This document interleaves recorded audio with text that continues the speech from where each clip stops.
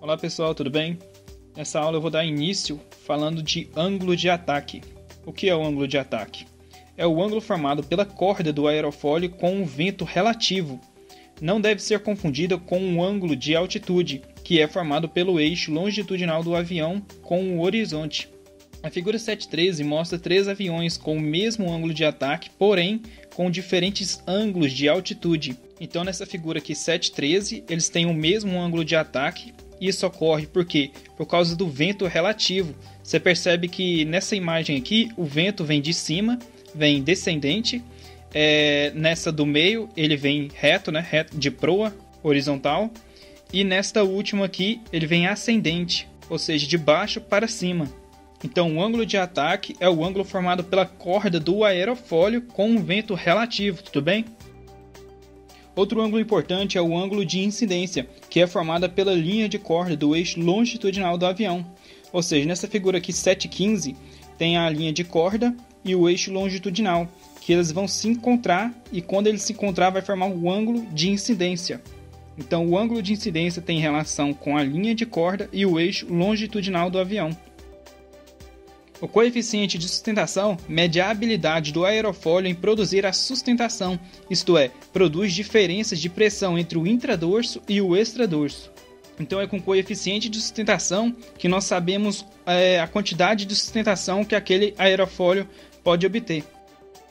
Bom, aqui eu vou falar sobre o escoamento do ar no aerofólio.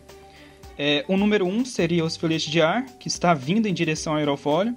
O número 2 ocorre o ponto de estagnação, que a velocidade desses filetes de ar chega a zero e depois recomeça a aumentar a velocidade deles até chegar no ponto 3, na onde a velocidade é máxima e a pressão é mínima.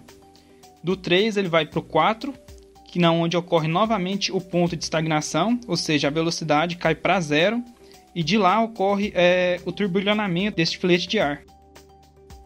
A resultante dessas pressões atua em um ponto denominado de centro de pressão, que é diferente daquele centro de gravidade, e é decomposta em duas componentes, uma perpendicular ao vento relativo, sustentação e arrasto, respectivamente. No bordo de ataque, os filetes de ar são desacelerados para a velocidade zero. Este é o ponto de estagnação dianteiro. Todas as componentes do avião podem produzir a sustentação, inclusive a fuselagem. Naturalmente, quase a totalidade da sustentação é obtida pelas partes projetadas para produzi-la, que são as asas e, em menor parte, o estabilizador horizontal / profundor. Controle de sustentação pelo piloto. Suponhamos que um avião voe horizontalmente com altitude e direção constante. A sustentação deverá igualar ao peso. Se o piloto quiser aumentar a velocidade sem variar a altitude, deverá manter a mesma sustentação, condição indispensável para o voo horizontal. Como a densidade do ar não varia num voo horizontal e a área da asa não pode ser modificada, o piloto poderá reduzir o ângulo de ataque para não aumentar a sustentação. Se ao contrário, o piloto reduzir a velocidade, deverá aumentar o ângulo de ataque para deixar a sustentação invariável.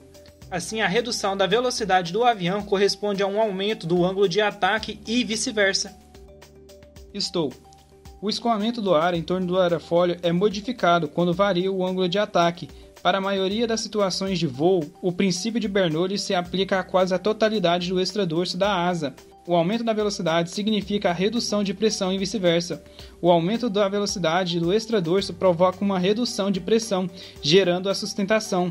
A habilidade, entre aspas, de produzir a sustentação, isto é, o coeficiente de sustentação, aumenta com o aumento do ângulo de ataque, mas somente até o ângulo de stow, como já vimos na figura 7.18. Vejamos por que dessa diminuição do coeficiente de sustentação após a ultrapassagem do ângulo de stow. Analisando o escoamento dos filetes de ar no extradorso de um aerofólio assimétrico. O deslocamento dos filetes de ar gera vórtices, que é um escoamento rotacional, que irão aumentar o arrasto e reduzir a sustentação. Para diminuir esse efeito, isto é, para diminuir a perda da sustentação e o aumento do arrasto, procura-se aumentar a região ocupada pelo escoamento laminar, reduzir ao máximo o deslocamento dos filetes. É por esse motivo que os rebites nas proximidades do bordo de ataque é de cabeça escarreada, para não antecipar a transição do escoamento laminar para turbulento. Reconhecimento do stow. Aproxima-se do ângulo de stow os filetes turbulentos da asa, atinge o estabilizador horizontal ou profundor, produzindo uma vibração característica buffet. Chama-se vibração pré-stow ou simplesmente pré-stow. Então, quanto mais filetes turbulentos, mais próximo do stow o avião estará. E ele pode ser chamado de vibração do pré-stow ou simplesmente pré-stow. Após o ângulo de stow, a redução da sustentação fará com que o avião perca altura, e o movimento de CP, que seria o centro de pressão, traz a redução da sustentação negativa da cauda, fazendo com que o avião abaixe o nariz. O stow ocorre sempre com o mesmo ângulo de ataque. Para a maioria dos aviões de treinamento, o ângulo de stow é de aproximadamente 15 graus a 16. Bom, então só para resumir, o que é o stow e o que é o ângulo de stow? O stow é a menor velocidade que o avião pode atingir e não mantendo um voo reto horizontal. Então, quando o avião não consegue manter o voo reto horizontalmente, ele atinge o ângulo de stow. E quando ele atinge este ângulo, o avião simplesmente cai. Então, para prevenir atingir o ângulo de stow, você aumenta a velocidade do avião.